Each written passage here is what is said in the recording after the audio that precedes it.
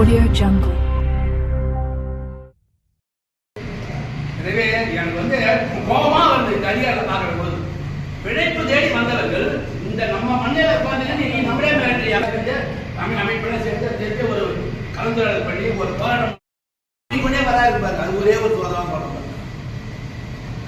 9 பேர் இயக்குனர் ஒருத்தருக்கு ஒரு பேராசிரியர் 1 லட்சம் ரூபாய் சம்பளம். இது 23 நானும் ஐயாவும் செயல்பட வேண்டும் என்று கோரிக்கை வைத்தோம். ஒன்று மீண்டும் இயங்க வைக்க வேண்டும். நம்முடைய புதுச்சேரி நடைமுறையில் எந்த சமுதாயத்த மாணவர்களும் நம்ம அங்கு படிக்க முடியவில்லை. நம்ம ஒரு பெரிய கதையை நம்ம செய்தாக வேண்டும். மீண்டும் அது திறந்தாதான் நம்ம மாணவர்கள் அவங்க ஒரு பரியாசம் அதுதான் சொல்றேன்.